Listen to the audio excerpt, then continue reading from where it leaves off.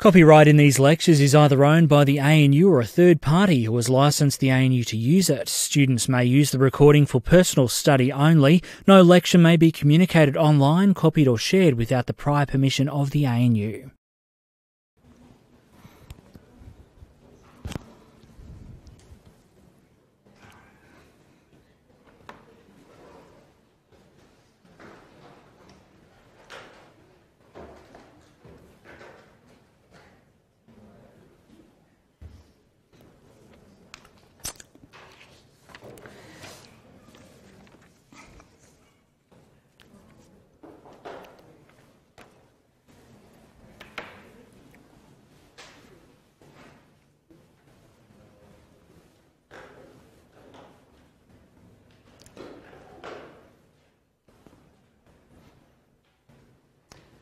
Okay, so today we're talking about external governance participants, and that will include stockholders, shareholders, but they'll also receive more detailed attention next week.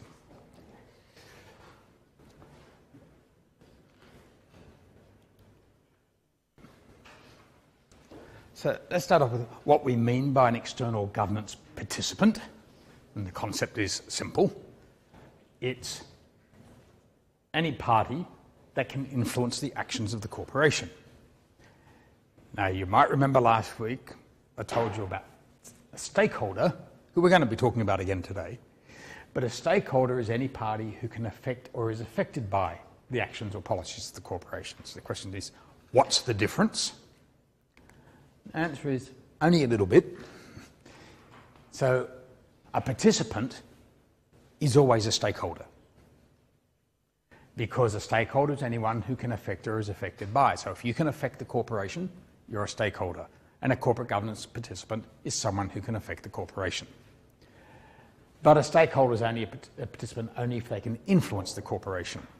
So today we're actually going to talk about stakeholders, and we're going to see the extent to which they may or may not be people who can influence corporate governance.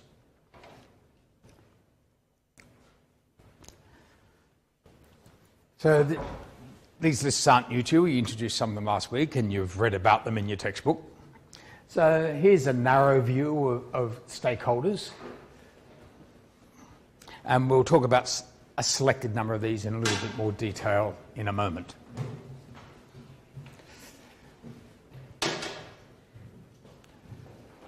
So you would notice that the narrower view has things like employees. The broader view has things like labour unions.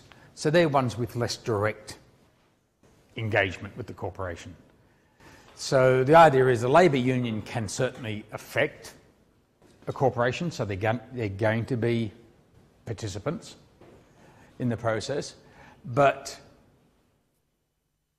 competitors, maybe not, right? Because the competitors' actions can affect the corporation in its product market, in the competition for sales. But that's a very indirect sort of influence, and you can be a bit more circumspect about how much that's a corporate governance influence.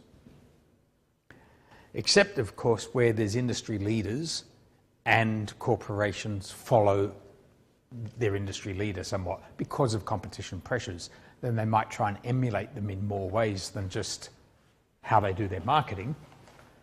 And so they may copy decision-making processes and managerial decisions. So in that regard, competitors can be quite strong corporate governance influences.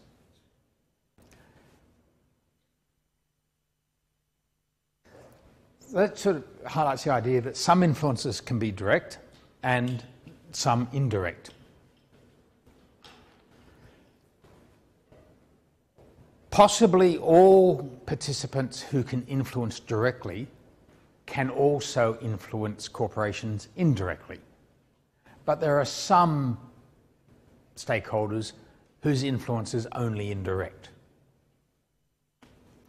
And so I've put some examples up there. So the most obvious direct influence is in terms of whether you transact with the corporation or choose not to transact. Not transacting is an economic decision that can have direct influence. Or whether you lobby management or you'll have other direct dealings with the corporation.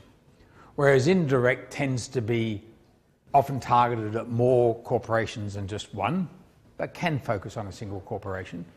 But your indirect action might, as a stakeholder, might be trying to get other participants to make different decisions or behave differently. So, for example, if you try and promote a boycott of a company's products because your own actions as a consumer aren't sufficient to have any influence, so therefore you seek to have a bigger influence by trying to persuade other people to also boycott the products. So that becomes an indirect action from stakeholders. And that obviously has varying degrees of influence on how a corporation may make its decisions, but we need to be sensitive that these still are part of the process. They're still part of the external parties influencing corporations either directly or indirectly. How effective you can be usually depends on the nature of your interests. So we're just going to talk briefly about some particular types of interests, just to flesh that out more. And otherwise, I'm going to leave it to your own reading to develop a more detailed sense of stakeholders' interests.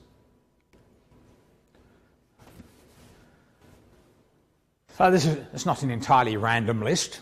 Okay, so we'll start off with employees. So employees' interests, as you might expect, are connected to the nature of engagement with the corporation. So they have jobs, they're concerned about work conditions, they're concerned about career prospects, and of course they worry about how much they get paid. The work conditions includes everything from their relationships with their supervisors and the management of the corporation, through to workplace health and safety and leave arrangements and overtime arrangements and everything else that may affect the nature of that job.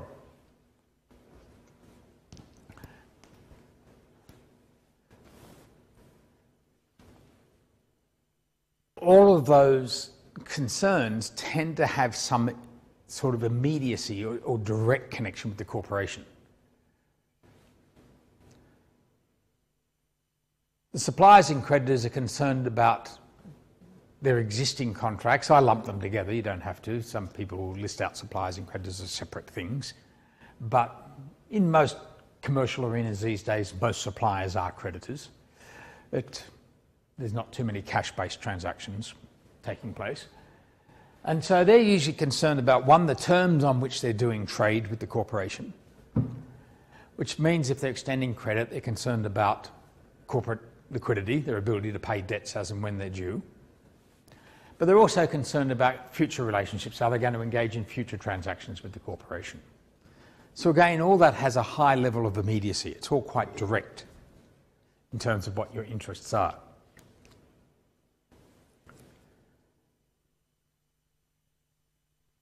Customers' relationships might depend a little on the structure of the industry. So if it's a monopoly, then the nature of the interests are somewhat more immediate than if there's alternative vendors of products that you're interested in. So you might be concerned about the value and the quality and the price and all the things that go around the products you've chosen to purchase.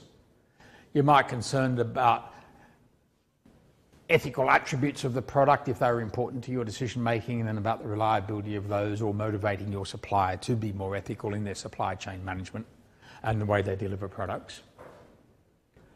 So a lot of that is all connected to the direct contracting you have in buying those products. There's some immediacy is reduced when there are participants between you and the corporation. So when you buy the typical manufacturer's products in a retail market, there's been a couple of other parties in between. There's been distributors and wholesalers, and you get it from the retailer. And so your connections to the corporation are somewhat less immediate, but the economic relation is quite direct. If you don't buy their product, then no one else, then the shops won't stock the product, and therefore the supplier loses, the corporation loses. But that's not the same immediacy that you have in concern to the product you've already purchased. So we can divide consumer interests between customers and potential customers. It might be the same person, but you might have already bought things, but the question is, will you buy them again? And those decisions have a direct economic consequence for the corporation, that is the future decisions. Your past decisions have less economic consequence, but may have legal consequences. If you're seeking fulfillment of warranties or guarantees, or if you're concerned about negligent aspects of the product that might have caused harm or loss. But what we're going to explore in a little bit of time how can each of these try and have any impact? So this is just about what the nature of their interest is and how close it is to the corporation. Then we're going to talk about the avenues for affecting corporate governance. Communities and government, or communities in particular, are much less direct. They're often circumstantial associations with the corporation. So the corporation may have operations in a particular area that affects local communities. It affects local communities negatively and positively. So the positive connections might be things like creating employment opportunities, which adds to adding to the wealth of that community. It might also, though, be either compete for infrastructure, so it can increase road congestion and demand for utilities. So they might increase demand for electricity and influence the availability of electricity or gas to you as a community resident. Or alternatively, it can actually have led to the development of infrastructure. And so roads may be made better. Railway connections might get constructed. There might be better power supply. They can put more pressure on power suppliers to build repeater stations or that will improve the delivery of energy or other utilities. So those sorts of influences, which from the corporate perspective are regarded as externalities, but for the community is immediate to them but remote from the corporation, make the community stakeholders. But what we haven't answered is whether or not that community is able to influence corporate governance and as a participant, and we'll come back to that a little later.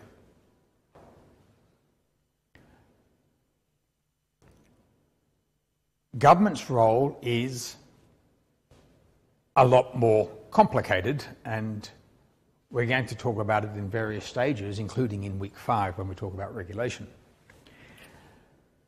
So government can be concerned about the aggregate contributions of the corporation, so it's economic contributions, so paying taxes, generating employment for the country, engagement in trade that can increase or impair the wealth of the company, depending on the terms of trade. It can be concerned about the citizenry behaviour of the corporation, about does it comply with regulation, does it do what it's supposed to do, and a little less directly about the corporation's role in the whole economic framework or in the structure of the economy in terms of how it makes use of resources and does it generate externalities. And so there you can see a strong overlap between some of the government's interests and some community interests. So the government becomes reflective also of some community interests. And how reflective it is depends on the circumstance, the situation, so the country. So governments may be very sensitive to communities if, 1, it's a participative democracy, and 2, if the community that's bearing the costs or benefits of this corporation, that's concerned about the behaviour of the corporation, has any electoral power. So you can be severely affected but just not matter to the ruling government if you don't help put them in office or keep them in office. But government's view may be much broader than that of the community. It will be concerned with bigger picture issues than sub-communities of the country might be. How those plays out will depend on the political structure of the country. not just the nature of its government, but, for example, is it a federation or is it a single state?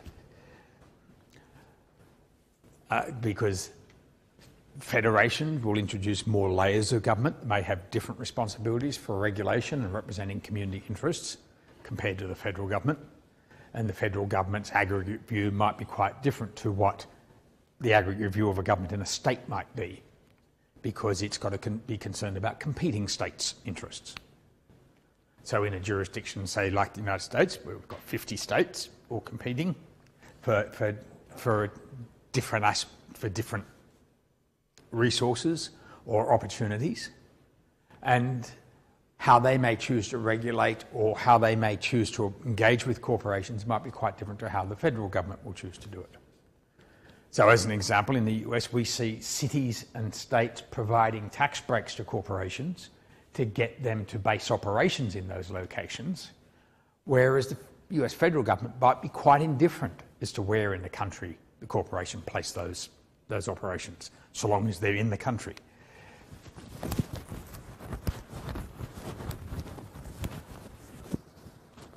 With shareholders, their interests, we can start off by being focused on investment returns, and so profits, dividends, share value, the nature of any distributions of capital. But a lot of shareholders, not necessarily all, but a lot of shareholders might be also concerned about the business ethos. So that is the ethical frame within which management and the corporation operates, whether it has a strong or weak sense of corporate social responsibility. Is it philanthropic and supporting of communities? This can matter to some shareholders and not others. So we can see, just as we can get competition between different communities or different governments in relation to their engagement with the corporation, we can also have competing interests amongst different groups of shareholders. But we'll talk about them a lot more next week.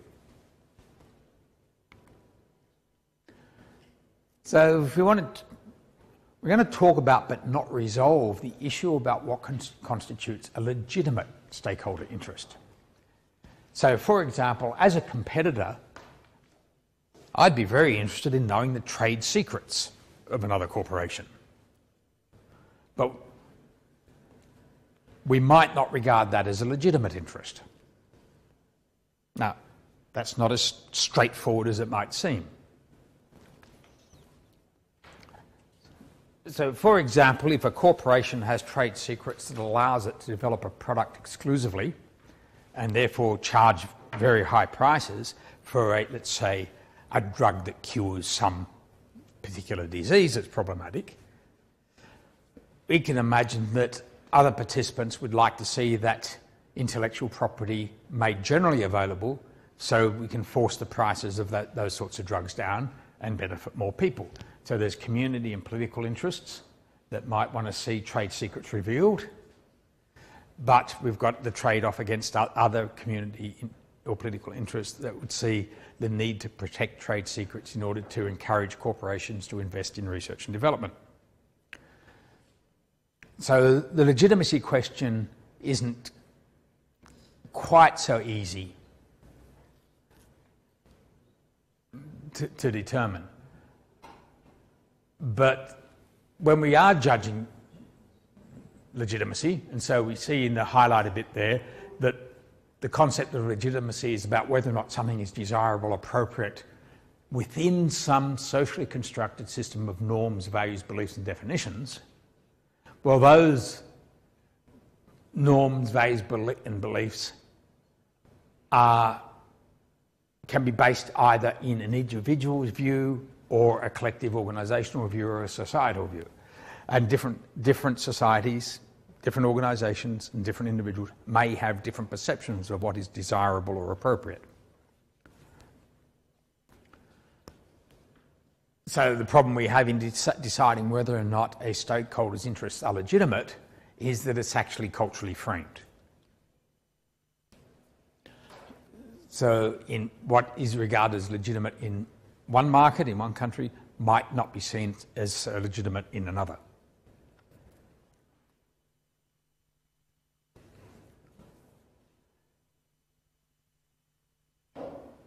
So, as an illustration, a society that is much more focused on collective welfare might have quite a different view of the intellectual property problem I gave you a moment ago, compared to a society that is much more focused on individual rights.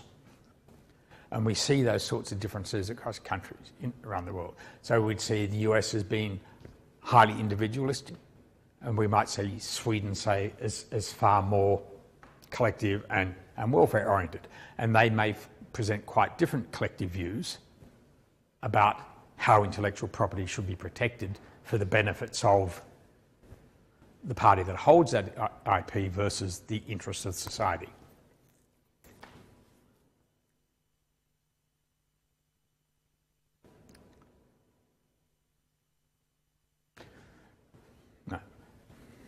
So we're going to come talk about shareholders a little bit more towards the end of today's session, and then we're going to talk about them a lot next week.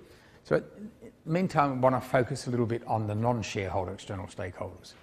So the question is, if we want to influence corporate governance, what are the mechanisms we've got available to us? So I indicated on an earlier slide, let's see if I can find it quickly, that how we can do this might be direct or indirect. So the idea of direct influence, particularly through transactions, involves the use of the market. So if we're entering into contracts, if we're transacting with the corporation, then we're in a market of some description. So the question that's begging then is, to what extent can different types of stakeholders use market mechanisms to try and influence the corporation? Because that's the most direct influence that we have. Well, that's the most direct engagement, I should have said. So what do we mean by market mechanism first? Well, it's the means by which the supply and prices of goods, and by supply then we're dealing with quantity, are offered for sale or are sought in a marketplace. So we're really simply saying is, how are price and quantity decisions made?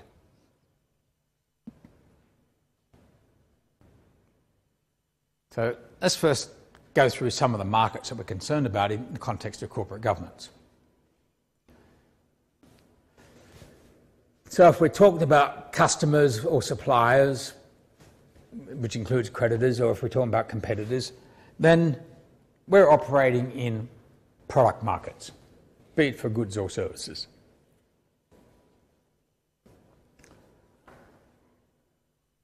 The labour market is a bit more complicated. The labour market's not just your general swag collection of employees. We have multiple labour markets to be concerned with. So we have a labour market for directors. One might think the ability of corporations to attract the kind of directors it wants and to keep those is influenced by the nature of that market in the jurisdiction in which they operate. That's complicated because in some countries that market is quite international, in others it's much more domestic. That's determined both by the economic circumstances of that country, but also by its regulatory arena. There are some jurisdictions where there are restrictions on who can be directors of domestic corporations.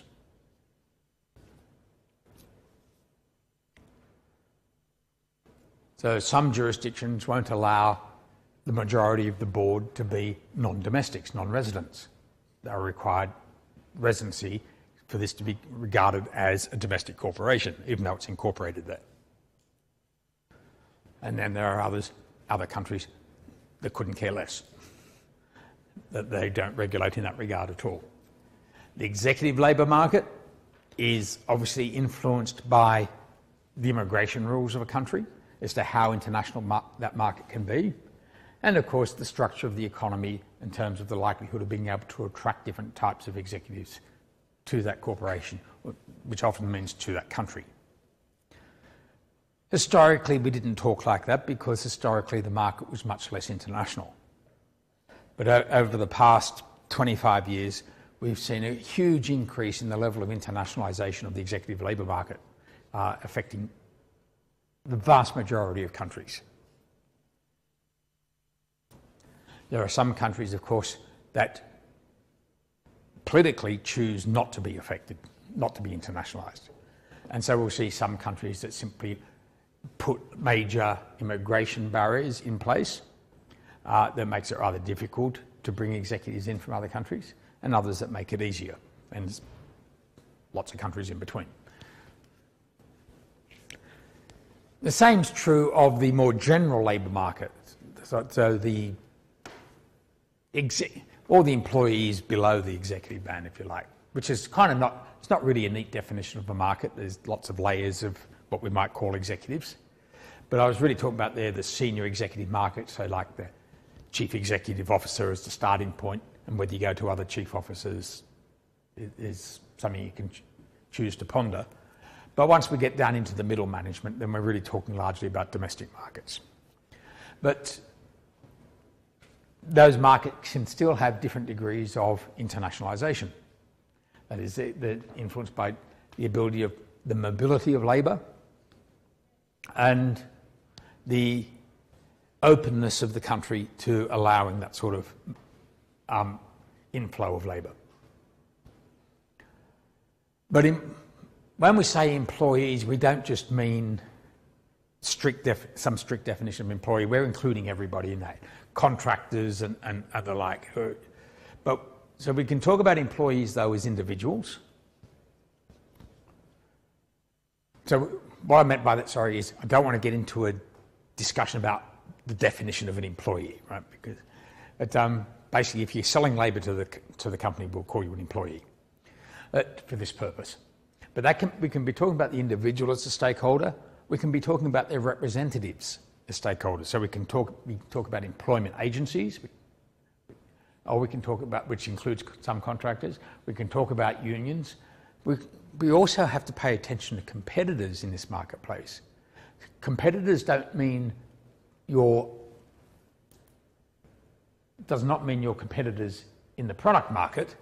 It means your competitors in the labour market. That is, what other corporations want to employ from the same pool of people. So that's often geographically determined. So labour is not highly mobile as a rule. So sure, the executive labour market's pretty mobile because you're talking about small numbers of individuals who have fairly unique skills and receive very large amounts of compensation, and therefore the cost of moving is not so dramatic. And usually the corporation incurs the cost of the moving. But with the general workforce, the corporation does not incur the costs of people's mobility. And so we can see within a single country areas with high employment and areas with low employment. And the areas with low employment, you think people would move from there en masse to the areas of high employment, but there's all sorts of stickiness in that market. There's all sorts of reasons they can't. One, moving is costly.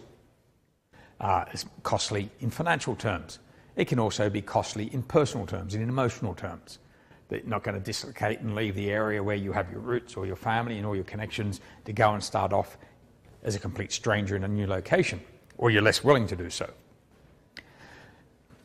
But there's also barriers to labour market mobility that are not the choices of labour.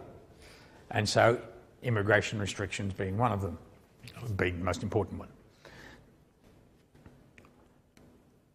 So these factors all come into play as to how much we think the actions and choices of labour might influence corporate decisions, corporate governance.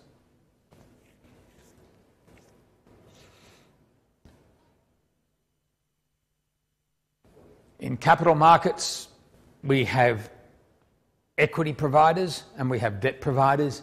The equity providers are, of course, shareholders and potential shareholders. And debt providers include, well, I've got trade credit in there, but I didn't put it in there because other people do. I don't believe that's part of the capital market. That's part of the product market, from my perspective, because the trade credit is the supplier. Okay. And they're not providing capital in the sense of providing you with resources in order to then invest in the means of production. They're simply providing you with terms of trade.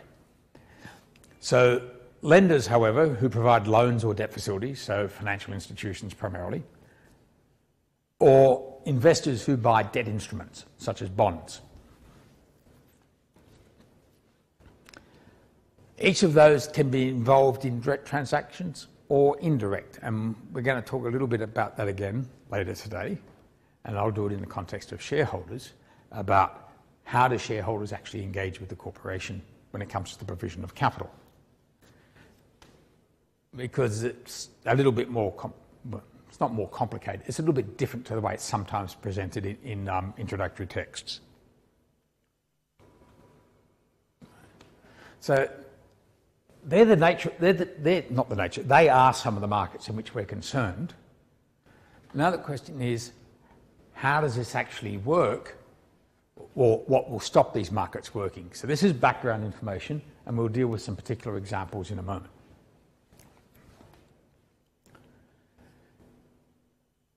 So frictions are anything that stop markets from working smoothly, and typically it's in terms of incomplete markets, but other frictions include the barriers of entry and exit, the difficulties of acquiring information, and problems in moving capital can be examples of frictions. So friction is a very general term. Okay? Markets don't work so well under imperfect competition, particularly under monopoly. But if we only have a single supplier, for example, which is a monopoly, or if we only have a single buyer, so a monopsony, then we don't have the same auctioning effects that help us determine the supply and prices of goods and services. We'll come back to that again in a little bit more detail. A critical barrier to market functioning is information asymmetries and incomplete information. So, you've all done economics, right? You've all done economics 1. Okay? So you can remember back to economics 1, the definition of perfect competition. So perfect competition basically said there are a large number of suppliers, there are a large number of buyers, of users. There are no barriers for either party to enter or exit the market. All potential suppliers have unlimited access to capital.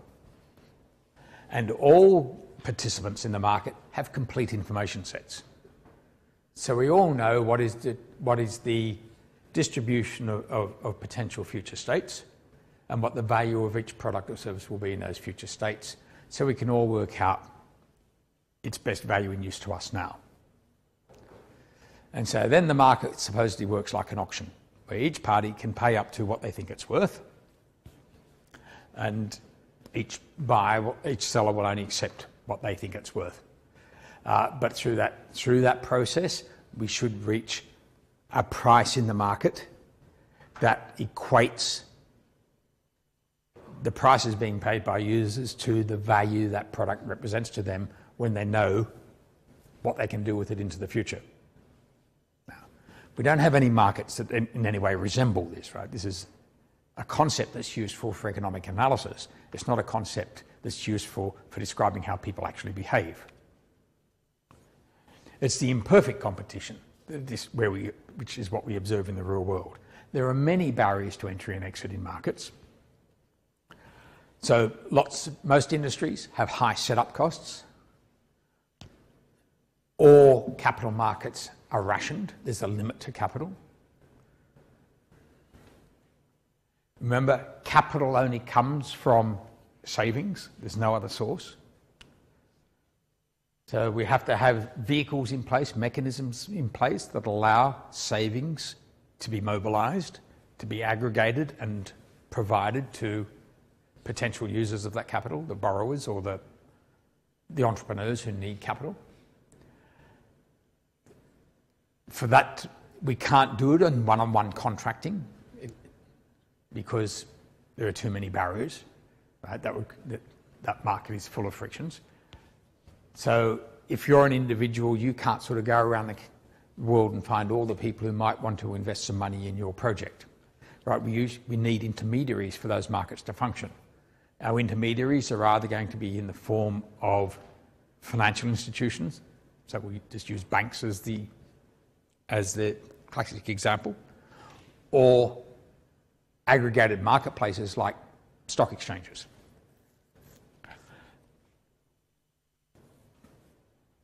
And so we have to have systems in place that allow those sorts of intermediaries to form, because if we have to rely on one-on-one contracting, then the information asymmetries tend to prevent the market from operating. And we can go around the world and find plenty of cases where capital markets don't work properly because people have no confidence in the behaviour of the party with whom they're contracting, they don't have confidence in the information being provided, and they don't have any expectation of being able to enforce performance. So contract enforcement is weak. So we see then that marketplaces are also dependent on something that's not up there, and that's the quality of institutions. Because there's no good entering a contract to do something if you can't enforce the contract. Well, you won't enter a contract if you can't enforce the contract. So you're not going to give your money to somebody to invest on the promise that they'll give you returns if you can't in any way monitor and control their behaviour once they get your money. So the systems of laws and enforcement of laws and access to courts and the availability of information sets is crucial for markets to function.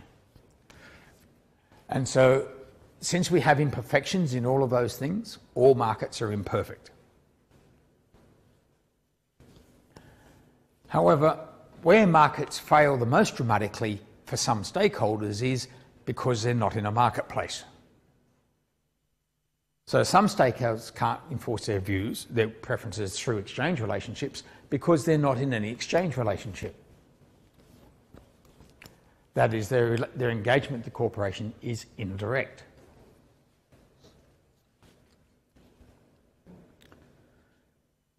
So if you think, for example, you're a member of a community in which a corporation has located operations, and you're concerned about the impact the corporation's decisions can have on your community, you do not have a transactional relationship through which you can manifest your concerns. You can't decide to buy more or less or something, or charge more or less for whatever it is you're not buying, because you're not in an exchange relationship. So you have to rely on non-market methods for trying to influence the corporation.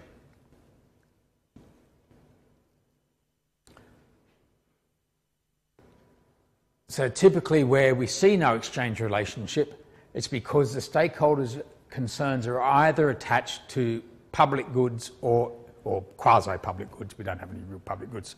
Quasi-public goods or externalities.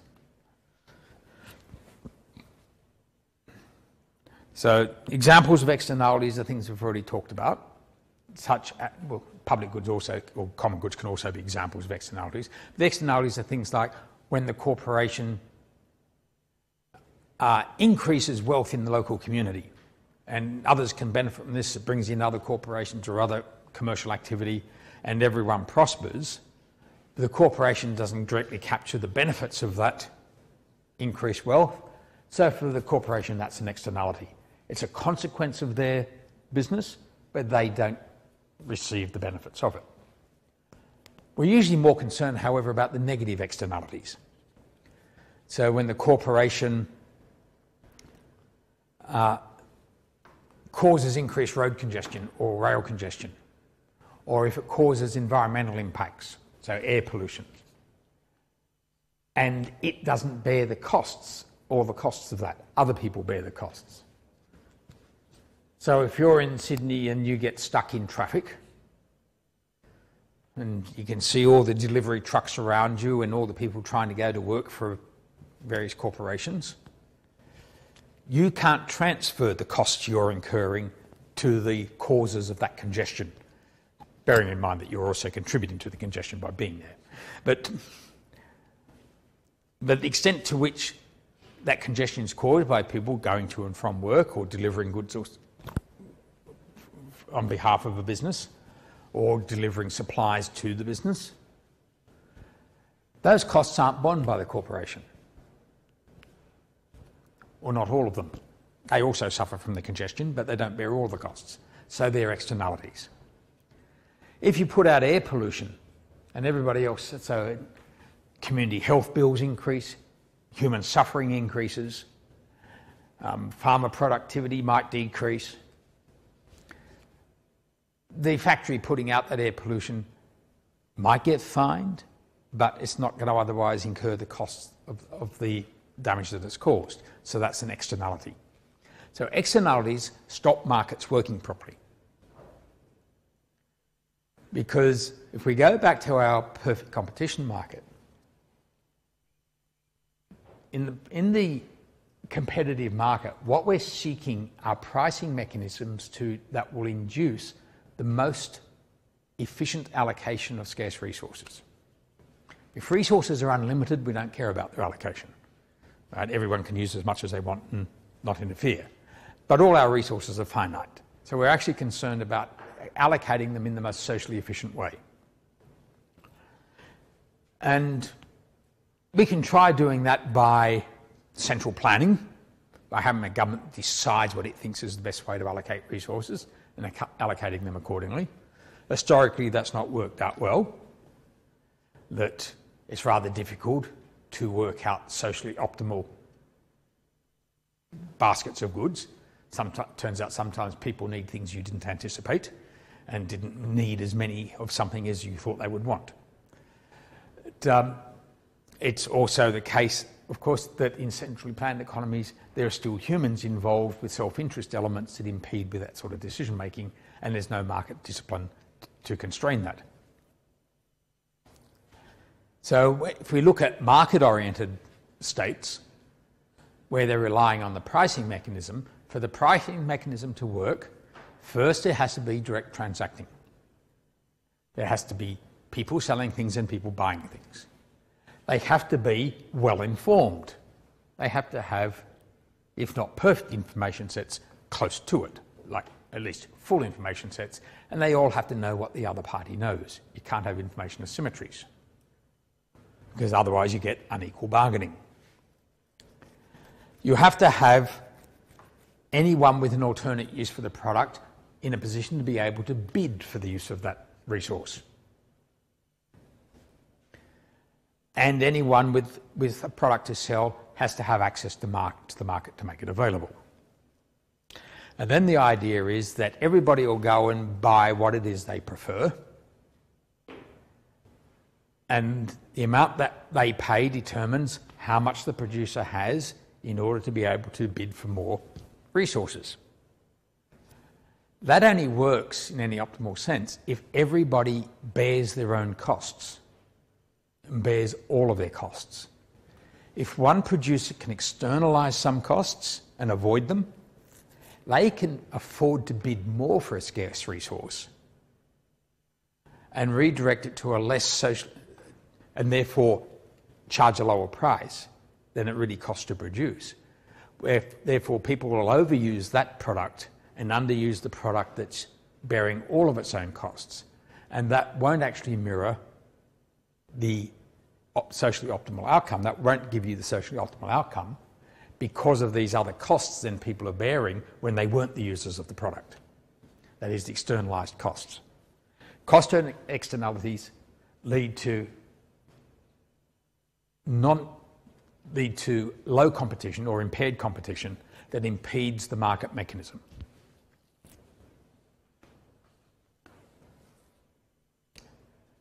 And imperfect competition and information asymmetry and costly contracting and problems with enforcement agency all contribute to that problem.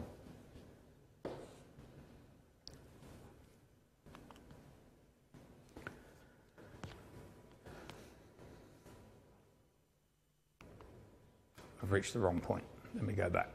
Okay. So, with this problem with markets in mind, now let's look at what some of our participants can do.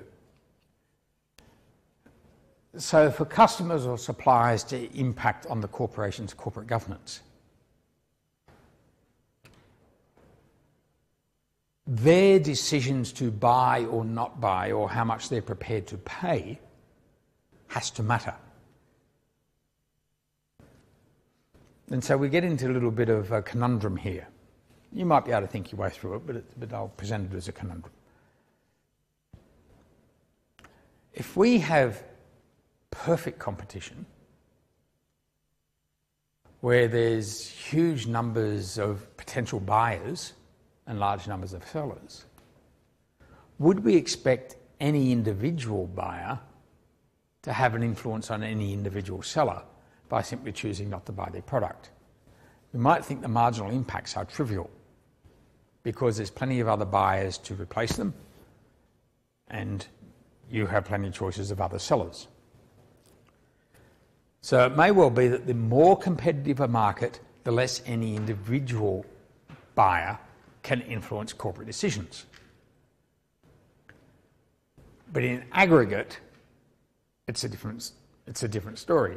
So the more that buyers share preferences, have similar preferences, then the more they're likely to make similar decisions, and therefore the volume of their choices, their decisions, are more likely to influence the corporation. So to give a concrete example, if we go back to the 1970s, when, let's say, social awareness of unfair labour practices or low corporate responsibility or unethical business behaviours was either more tolerated or people were less aware of it, whichever way you want to interpret it, then an individual choosing to not buy something because they didn't like the ethics of the corporation was unlikely to have much impact, and most other buyers couldn't have cared less. Today we see a much more socially entrenched view of what constitutes good corporate social responsibility or ethical behaviours, and they've become more important to larger proportions of the marketplace. So now we don't see one or two buyers acting on that preference. We see very large numbers of buyers acting on that preference. And so those buyers in aggregate can have a dramatic impact on the corporation because they're going to deprive the corporation of revenues or of market share. And therefore the corporation is more likely to change the way it makes its decisions in supply chain management or the way it produces its products to better serve the preferences of those consumers who are sensitive to ethics or CSR. So it's a volume question. It's what proportion of the market shares that preference that tells us how much a buyer or a supplier might matter, assuming we're in a competitive marketplace.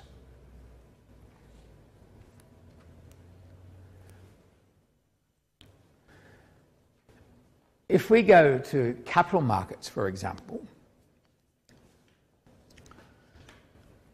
it was generally perceived for a long time, and still is in a lot of areas, that the majority of capital providers are aethical. They don't care so much about what their borrowers or the parties they're providing capital to do with the money. This is an argument, not a fact, right? So it's often presented that those sorts of lenders or capital providers are more indifferent to behaviour, much like the consumers might have been back in the 1970s.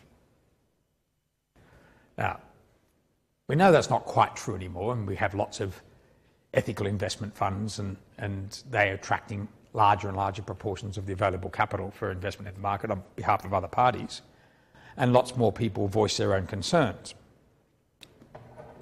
But even before that happened, we saw a small number of large institutional investors, things like the California Pension Fund, CalPERS, which for a long while was one of the largest institutional investors. Others have caught up with it and passed it since, but it's a huge fund, and it was very important in the American capital market. And it would make announcements, it would make statements in the marketplace that would say, we're not going to buy shares in this corporation until it changes the way it does business in some respect. And it would make demands about the way the corporation was treating its employees or the types of parties it was dealing with. And some corporations cared and would change their business because they wanted CalPERS to buy their shares, because that would influence their share price, and either management or the corporation was cared about the share price for various reasons. It might have been the self-interest of management who held shares, or it might have been because they wanted to raise money in the future and cared about the cost of capital.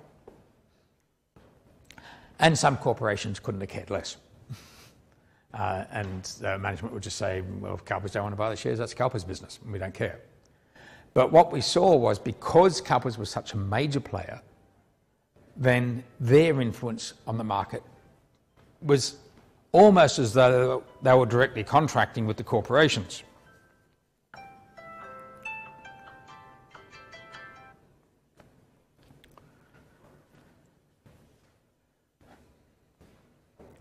So what I was doing there was by trying to use a major player in a capital market versus usually the more competitive product market, just to highlight the point that the structure of the market has a lot to do with the extent to which participants in that market, individual participants, can have any impact on corporate decision making. So when we come to employees, we can see that perhaps more dramatically.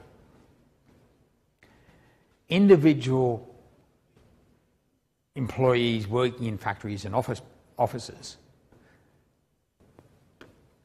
saying, I'm not prepared to work for this corporation because it doesn't treat its employees well, or saying, I don't like the way they treat me and therefore they have to pay me more money to compensate, is unlikely to have much impact on the corporation. Just as saying, I think this corporation is wonderful and I'll take less money to work for them because they treat me so nicely, is not going to have much impact on the corporation, because there's plenty of other employees to replace you. However, if employees can work collectively, if they unionise, for example, then suddenly it's not one employee withholding their labour or demanding a higher price. It might be the majority of employees and also potential employees, that is, other members of the union if it's not a workplace-based union. And so therefore the corporation is more likely to be obliged to engage in some negotiation to satisfy the demands of these employees if they're able to work in aggregate rather than as individuals. So that's changed the structure of the market. It's more like working with a monopolist when you're working with a union in negotiating, rather than working with a lot of individuals who are substitutable. So this is a curiosity, and so we might look at the Australian market and say, well, how much has this likely to have influenced corporate governance in Australia? Because if we go back to the 60s and 70s and 80s, the trade unions in Australia were much more powerful than they are now. The majority of Australian workers probably, I'm guessing a little bit because I'm not too up on the history of unions, but the majority of Australian factory workers, at least back in the 70s, belonged to a union. Today, I think something like it's only some small percentage of the workforce, something like 15% or something, less than 20% of the workforce belongs to a union. So how much does that weaken employee ability to influence corporate decision-making and corporate governance? Now, that's an empirical question that I can't answer, because we would need someone to find a way to analyse that and study it. But when you see changes in climates like that, then what we have trouble with seeing how that works is disentangling the entrenchment effect of the previous experience. If we do it the other way around, if we go back and look at a country before unions become strong and see how it changes afterwards, then we can easily see the effect. You can see dramatic increases in wage rates and working conditions as workforces become unionised and engage in some sort of collective bargaining. What that may do then is that becomes almost institutionalised as that's the sort of conditions that employees now get. And if you then take away or weaken the unions after that, those effects may still persist for a very long time because they become the new base on which negotiations take place. So it's very difficult to work out the impact on corporate governance of deunionisation or reduced collective powers in that regard. But that doesn't stop us being aware of the fact that the structure of the labour market and the ability of the labour market to work collectively as opposed to individually may have substantial impacts on corporate decision making, at least in relation to how it negotiates with labour. Right, we'll just take a 10-minute break.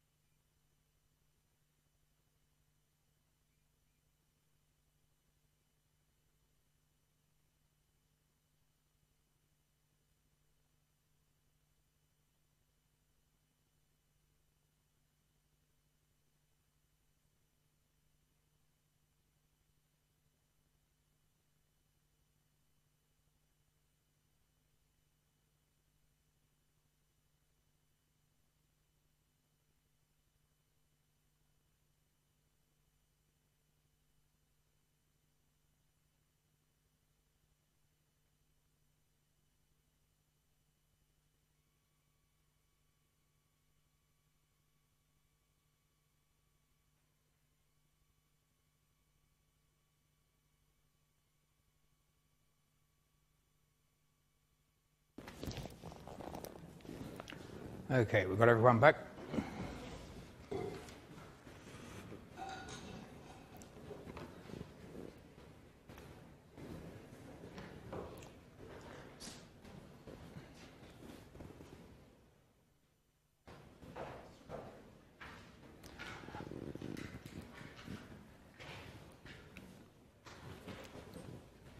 So I'd suggest to you it's relatively easy to think about suppliers and employees and the like as stakeholders and how they engage with the corporation and what the nature of their interest is. I think it's a little bit more complicated, and perhaps therefore more difficult, to think about communities and governments as stakeholders. So in the earlier session we talked about what the nature of community interest in a corporation might be, or at least some examples such as economic contributions versus social impacts and environmental impacts and the like. We want to go back to somewhere where we were in week 1 and talk about why corporations get to exist to begin with. Remember, corporations exist with the permission of the state. There's nothing natural about the corporation.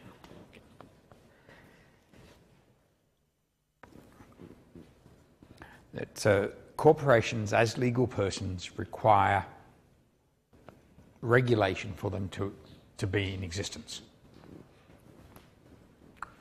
And so the big question in week 1 was, why would states do that? Why would countries or governments or monarchs allow corporations to exist? Why would they invent such a thing?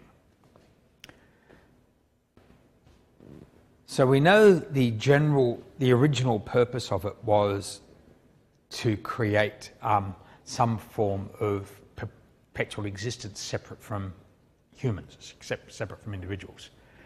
Right, so we could see the political interest when the Roman Empire wanted to have a corporate entity to allow the management of its various provinces or colonies to survive independent of whoever happened to be the governor or prelate of that jurisdiction, and for property there to perpetuate on behalf of the state.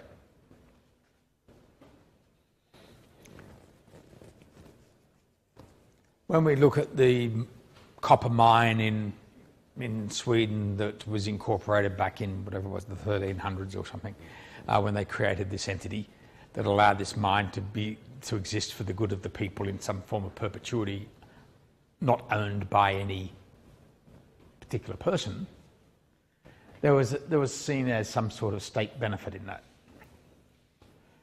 And when the British and French and Dutch monarchs and parliaments decided to allow trading corporations to come into existence, we could see that they were going to derive benefits that by how these corporations either served empire ambitions or contributed revenues to the monarch or the state, that is taxes.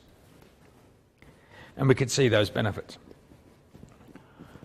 When we saw the plethora of utility companies emerge in the Americas and then back again later in the UK and, to a lesser extent, other European states, particularly with the rise of industrialisation and the advent of the railroad, we could see why the states, the governments themselves didn't want to be building the railroads, they're unaffordable. So there was a public interest, a public benefit in having these railways constructed across the countries that would allow the transfer of people and goods, because it allowed the nation to prosper, but it also better served all the constituents. And so there was a public benefit.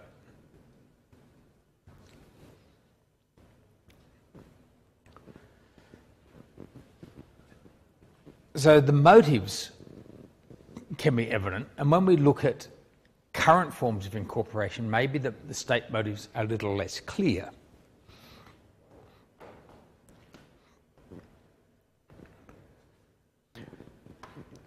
So if we look, for example, at the state of Delaware and its decisions to allow corporations from just about anywhere to incorporate in Delaware, the state interest is in collecting revenues from the fees. We can find whole countries that do this.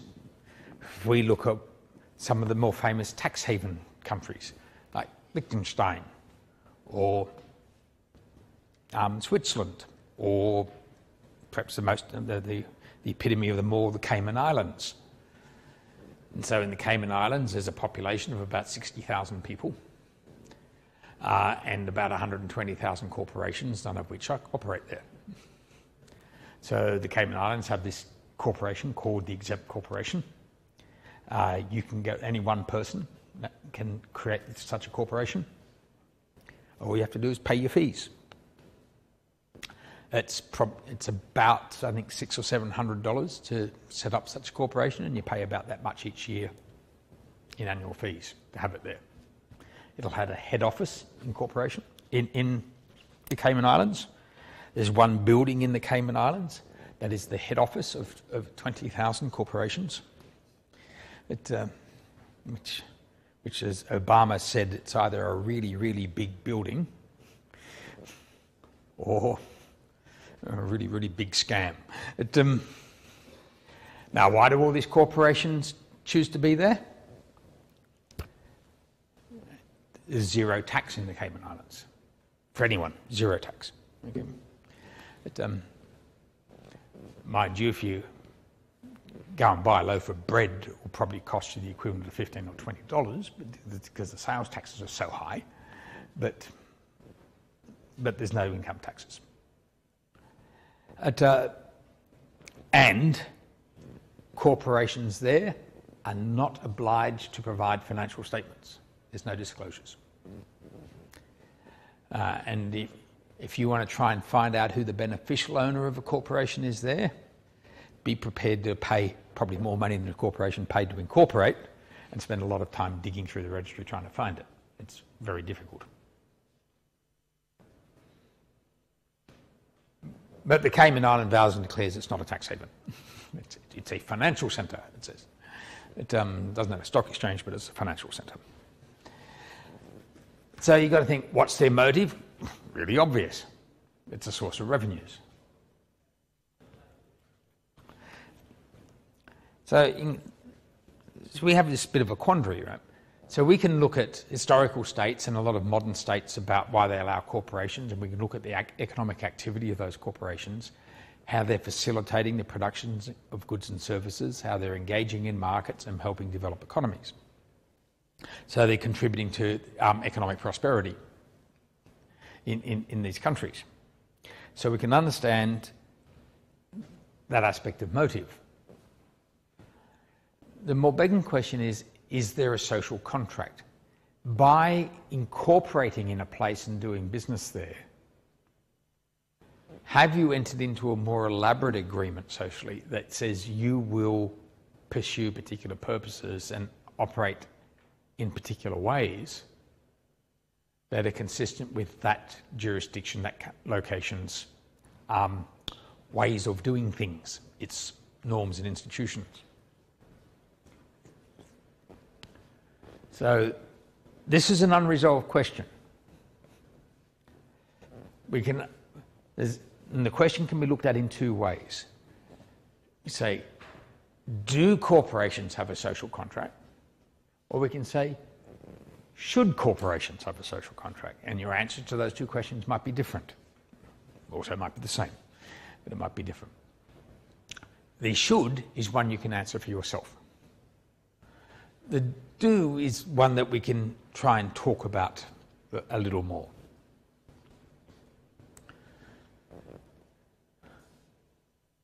So it depends on what we mean, of course, by social contract.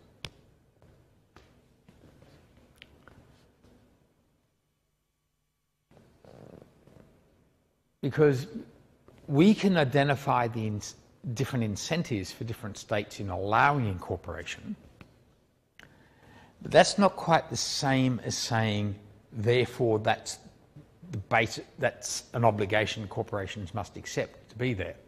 Now, if we take the Cayman Islands example, it's pretty easy. There is no expectation that any of these corporations operate in the Cayman Islands. They are all exempt foreign corporations. They don't do business in the Cayman Islands, at least not in any real sense. They might, according to some paper trails, because that's how they relocate taxes. But they don't have any factories there, they don't have any employees there. All that happens is some paper gets moved around. Well, electronic versions of paper. All the big accounting firms are in the Cayman Islands. Which is quite interesting because none of their clients are. But all the big accounting firms are there. And there's a bunch of law firms there, all doing a lot of business. So we can understand why the Cayman Island wants the money.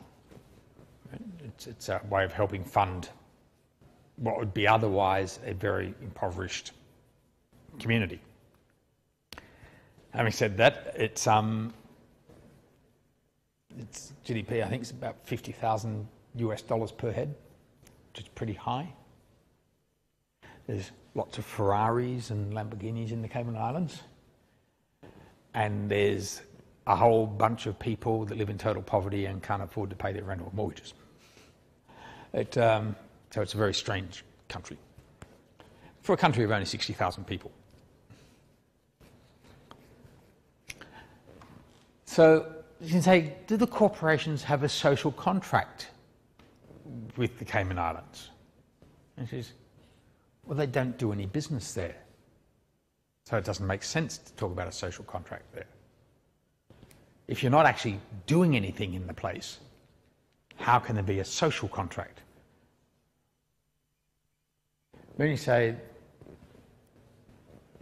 let's instead just move across the water a bit to the United States, because if you know, the Cayman Islands is just off the coast of Miami, sort of south of Miami, east of Cuba.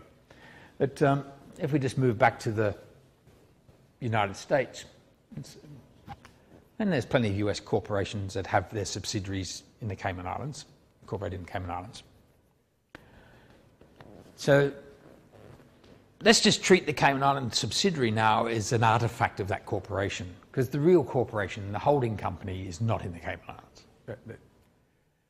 The public corporation that we're concerned with, the one whose shares are traded on the New York Stock Exchange, is probably incorporated in the US, probably in the state of Delaware. Now, does that corporation have a social contract with the state of Delaware? Probably not, because most corporations incorporated in Delaware don't do business in Delaware. They just are incorporated there. Their head offices could be in New York or Connecticut or Chicago or Pennsylvania or wherever. Okay. But,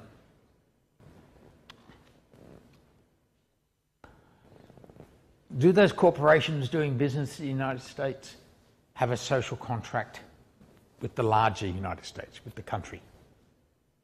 And that's where you can start to have an argument.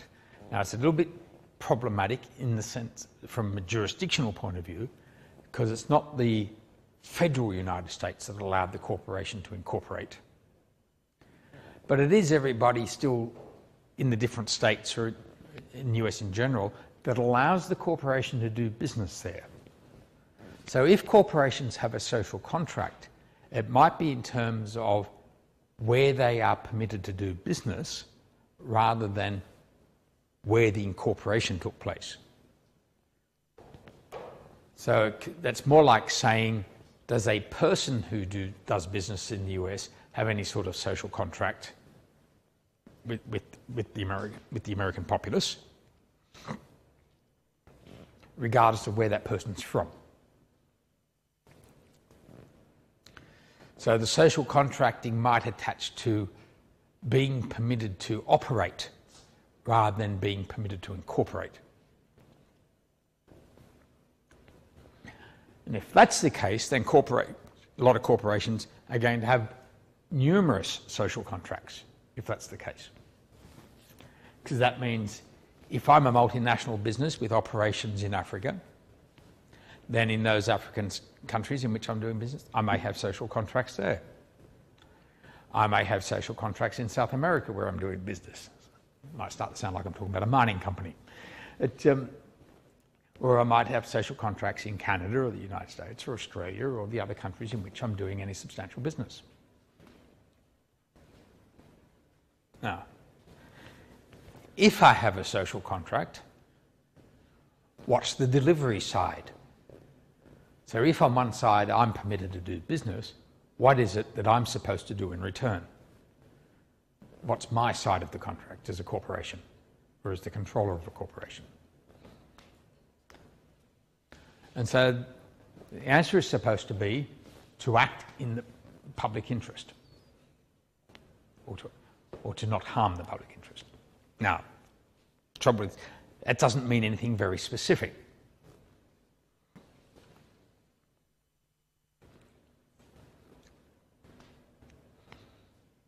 But it is reasonable to assume that the social contract has in it ideas like you won't break the law. And not breaking the law means you'll pay the taxes you're supposed to pay, as well as not engage in criminal activity. It might mean that you won't try and bribe public officials. You won't try and cheat in the consumer markets. You will pay your employees what they're supposed to receive. So we can start, so at the very minimum we might talk about the social contract in terms of an obligation to abide by the laws and regulations of the country in which you're doing business, in which you're operating. The question is, do we want to extend the social contract beyond that? Is it that you will then do business in particular ways that aren't necessarily anything to do with legal requirements? So, will I act according to the norms of behaviour of that society? And that's a tricky one. Because you'd say, well, if we're talking about operating in Australia, we might want to argue that means you will provide equal opportunity to everybody, allowing for merit, to work for you, engage with you, do business with you, whatever. But it might mean that in some cultures you would actually be expected then to operate in some sort of oppressive way, because in some places the norms are not egalitarian. So, for example, if I was in Saudi Arabia, I would not be expected to be providing women with equal opportunities in the workplace. So that's a peculiar view of what sort of social contract would that be, right? So we wind up with the dilemma that to be seen as a good citizen or a good social player in Australia, you have to act in one way, and to do it in another country, you might have to act another way. So the question might be that, yes, we have social contracts, and yes, we have multiple social contracts, but sometimes that might mean we've created internal competition for ourselves. That in order to accord with one set of norms, we might not be able to accord with another. Now, of course, we all think that the norms that we subscribe to are the better ones. The trouble is each jurisdiction might think the same thing. And so what we would see as preferable behaviour in Australia, if it's contrary to what's seen as preferable behaviour somewhere else, the people somewhere else would see the behaviour in Australia as undesirable. It's not a, competing regimes create all sorts of problems for behaviours. That's the same for people as well, isn't it? Well, it's exactly the same for people. So that's all it's extended from. Yes. So it's no different to when you visit different places, you might modify your behaviour. The trouble with the corporation is that it's in multiple places at the same time. Because the corporation isn't a physical person, it's only a construct, it's only a concept, then the same corporation can have a presence in numerous places all at the same time, so therefore it's the way it's behaving in any one time is behaving in multiple places. Right? It can't start to sound a bit like a sci-fi movie. But whereas as a human, the way you acted yesterday might matter to where you go tomorrow, But when you acted yesterday, you were in one place and tomorrow you're in another place. You can kind of separate out the behaviours. So, you know, if you go to Rome and you want to visit one of the Catholic cathedrals or something, then you'll put on a shirt that covers your arms, and your males will wear long pants or whatever the rules are these days, and you'll accord to that behaviour, even though back home you might have preferred to wear a t-shirt and shorts, right? And they're separable behaviours because they're separate in time and location. But the trouble with the corporation is, when it's in multiple jurisdictions, they're not separable in location. It's in all those places at the one time. And therefore, if there's competing elements in its social contract, or what's socially expected of it or required of it, then it has a conundrum, it has a problem. And so that means when we talk about communities and governments as stakeholders, they find themselves potentially in competition with other communities and stakeholders. So one of the common things we see a concern being expressed is about profit shifting by corporations to reduce its tax burden. Now, some of the rhetoric around it might not be true economically. That is, sometimes you just do business in multiple places, and that doesn't mean you're doing it merely to reduce your taxes. You're doing it to do business in those places and make money. But even if it's an artifice, even if you're only doing it to reduce your tax burden, if someone shifts their tax burden, let's say a mining company shifts some of its tax burden from Australia to Singapore, because the tax rate's about half the rate there, so if it can shift some profits there, it saves a lot of money. What I'm going to say is, well, that doesn't serve the Australian community interest, and so that's corporation seen as a bad citizen. The people in Singapore would look at it and think, well, they're contributing to the Singapore economy. They're paying taxes here. Why isn't that a good thing? And so you have direct competition of interests. All the countries want to collect taxes. All the countries that collect taxes want to collect them anyway. The Cayman Islands doesn't, but most other countries do. So if different countries want to collect the tax, they can't all have it. Right? The profit can't be attributable to every country, otherwise the corporation will wind up paying 1,000% tax. Right? So the taxes have to be paid in a place, and which place that is might be perceived differently according to which place you belong to, which country you're a resident of. And so again, the social contract issue is much more complicated than simply some sort of ethics argument about, yes, of course they have a social contract and this is what they should do. However, there will be elements of ethics that are common. And the concept that you don't do harm, for example, is one that you might think would be universal. So there might be elements of social contract that are universal. So that is, if you have environmental impacts, you should bear the cost of those impacts and not impose them on the local community. Every local community would probably quite readily agree to that argument, or make that demand of the corporation. So there might be some elements of contract that are universal and aren't competitive.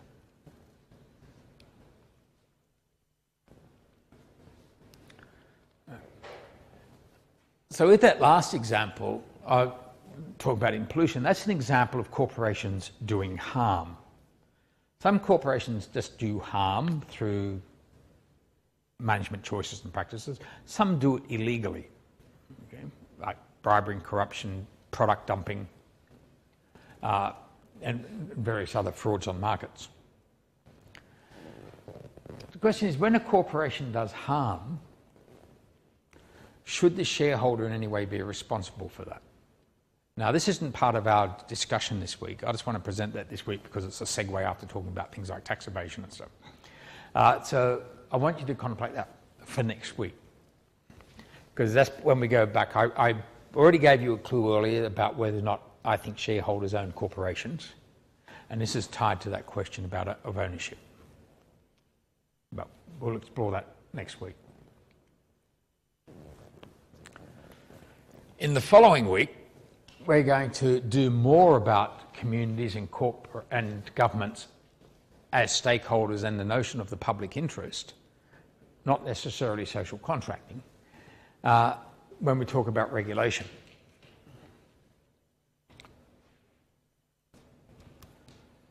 But the reason I'm bringing this in here is because we're talking about how stakeholders can influence and have an impact on corporate governance. And so communities and governments can impact on corporate governance through the process of regulation. And so we just want to introduce the topic at this point. To understand how that works for both communities and governments is because communities, one way or another, choose governments. Right? The government is the government of a country or a state, and that state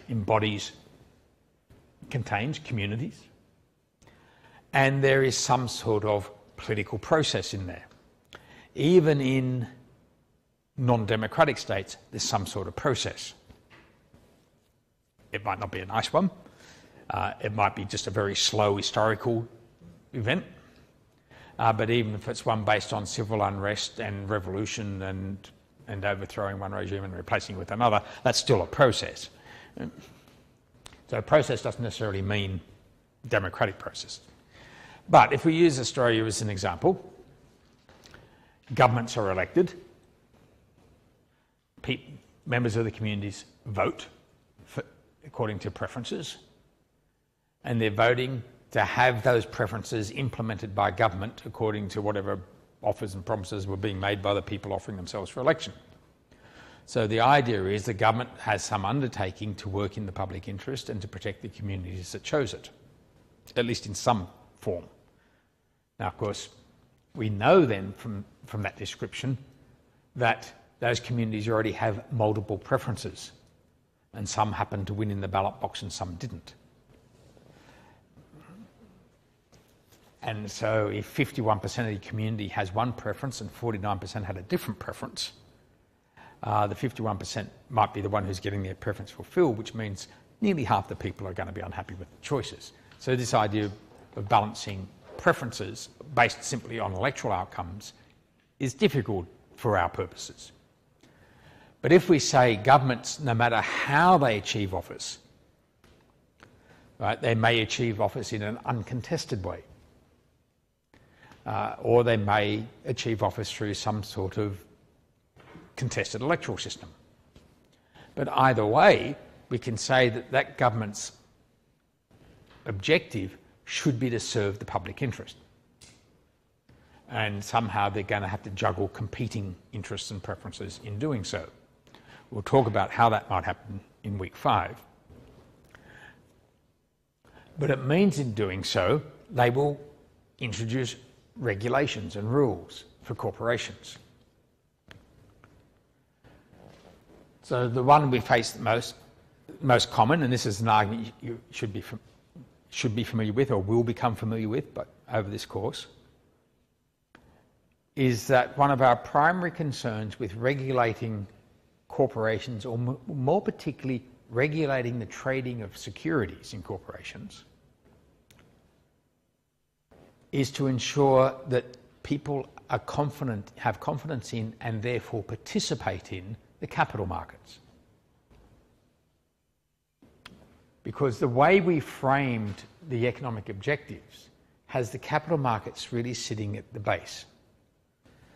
For people, for entrepreneurs to create projects, to create businesses, that are going to compete for resources in order to produce goods and services, they first have to have access to capital. To have access to capital, people have to contribute capital. So what we see is the most efficient way of mobilising savings to provide the capital that's going to be then provided to entrepreneurs establishing these corporations is by making a market, having a capital market in which people are willing to put their money. they put to invest their savings. When I say people, I'm using that, anybody that has wealth in the country, whether it's a legal person or a natural person. So when we look at the major regulations that have taken place in securities markets, they've all stated that as their purpose. They all say they're doing it. It doesn't matter whether we go back to the 1930s and look at regulations introduced then. It doesn't matter whether we look at the US Sarbanes-Oxley Act. It doesn't matter whether we look at the Australian Clerk 9 Act or other bits of legislation around the world. The governments will be invariably saying that they are regulating this securities trading or this corporate behaviour in order to restore or encourage confidence in the capital markets. And in doing so, they're directly influencing the behaviour of the managers, the controllers of corporations, and those who own shares in those corporations, or those who trade shares in those corporations.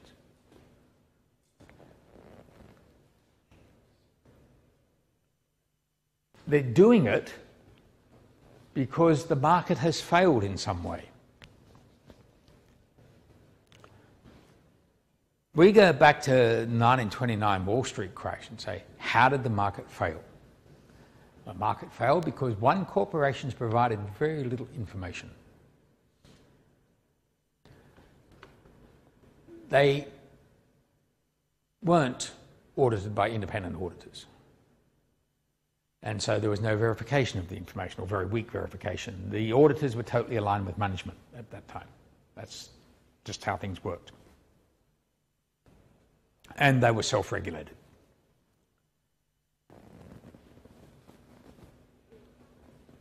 There were stock manipulations, there were deceit, there was disinformation, there was non-disclosures of all kinds.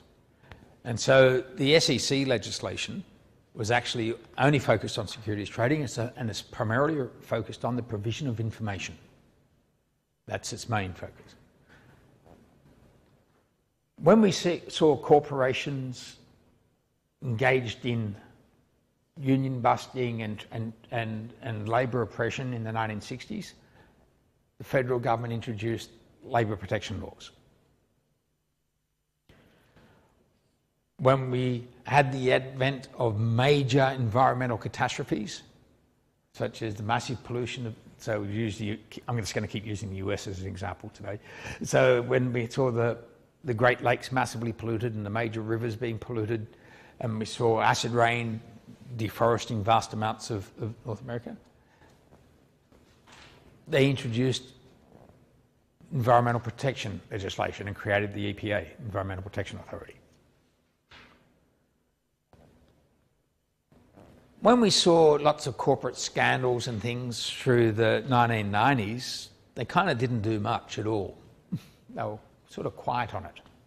And the accounting firms lobbying Congress furiously to stop Arthur Levitt bringing in the rules he wanted to make managers and auditors do better jobs with providing information. But when we saw the calamitous financial failures of 2001, 2002, and there's a whole swag of them, but we usually use Enron to sort of typify the whole event, people started deserting the capital market. Money started deserting the capital market. And that created the great incentive, imperative then for Congress to act with the Sarbanes-Oxley Act. Each time we've seen major threats to the functioning of markets, then we've seen the US federal government act, but only under those sorts of threats. But each time it is regulating to address what was perceived as market failures. The consequences of unequal bargaining or excess monopoly or collusive powers, or the absence of information or information asymmetries in markets that led to one, bad trading practice, and second, loss of confidence in markets. In all those circumstances, they were market failures. We're going to talk a bit more also in week 5 about forms of regulation, because it's not all about governments regulating. We're going to talk about other quasi-regulators, including stock exchanges. And then we're going to talk about a little bit, not in great detail, and certainly not in legal detail, but we're going to talk about how corporations and other participants are regulated, but we'll leave that till then. But that's a critical part of understanding how some stakeholders influence corporate governance and the basis on which they're able to do so. So next week we're going to talk about shareholders in depth, but we're not going to talk about them so much as stakeholders. We're going to talk about them as shareholders and what that means and what they can and can't do. But when they want, as stakeholders, when they want to engage with management to influence corporate governance, they can try directly, they can subscribe to a share issue, because that's the only time they actually transact with the corporation, is when they contribute money to the corporation, where you only do that with an equity issue. When you go and buy shares on the stock exchange, you are not transacting with the corporation. The corporation doesn't get any money from that. Okay? You're just buying shares from another person who's selling their shares. So it's actually on a share issue that you transact with the corporation in the provision of capital. But you also have a transaction, of course, when you receive dividends or they return capital to you. And the other forms of direct engagement are when you vote as the shareholder or when you engage in your own personal lobbying of management, like writing letters to the board and so, that sort of stuff. When you buy and sell shares on the market, you might be influencing the corporation indirectly, because the way people's decisions to buy and sell shares influences share price. That requires a certain volume before it has an impact, but buying and selling shares influences price. If more people want to buy shares than want to sell them, prices go up. Okay? And if it's the reverse case, if more people want to sell their shares because they're unhappy with the company and want to exit, prices will go down.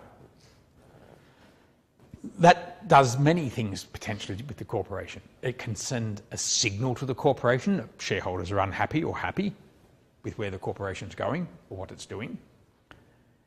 It can directly influence the cost of capital for a corporation. If that corporation's contemplating raising capital through a share issue, then what's happening with its share price will matter, because you would like to know, if you issue a new share, are you going to get $100 or are you going to get $150? It matters. So share prices going down and notionally increases the cost of capital to the corporation should it seek to raise new equity capital. Because if it's not going to raise new equity capital, it won't care in that regard. But lots of other corporate participants, managers and directors, own shares in the corporation, and they are then personally sensitive to price movements because it affects their wealth. Lots of managers may own share options, and they may be even more sensitive, because price movements have a multiplier effect, a levering effect when it's for an option. Small share price movements can have bigger wealth impacts for option holders. And of course, they can also work indirectly by lobbying regulators to do things, to put restrictions on corporations, to change the way information is provided, to put demands for more gatekeepers such as auditors or the properties of auditors, the frequency of reporting, the contents of reporting, right? You can lobby for regulation in all these regards, or for the legal liability of corporate directors and executives.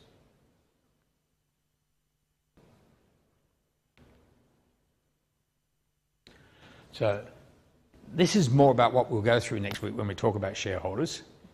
And so you can, when we talk about shareholder engagement and participation, we're only going to do it quite briefly. That's the bottom line.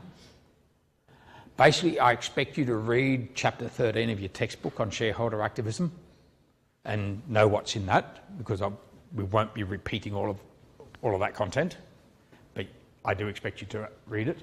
But otherwise, they're the main points we'll go through next week. Just to finish up with a couple of questions for you to consider contemplating. So most of you already have clear views on that first question about what are the issues attaching to the separation of ownership. And you'll see I've got ownership, of course, in inverted commas, because I'm already suggesting to you that nobody owns a corporation. So what we really mean is share ownership and corporate control as separate things. And so therefore we're talking about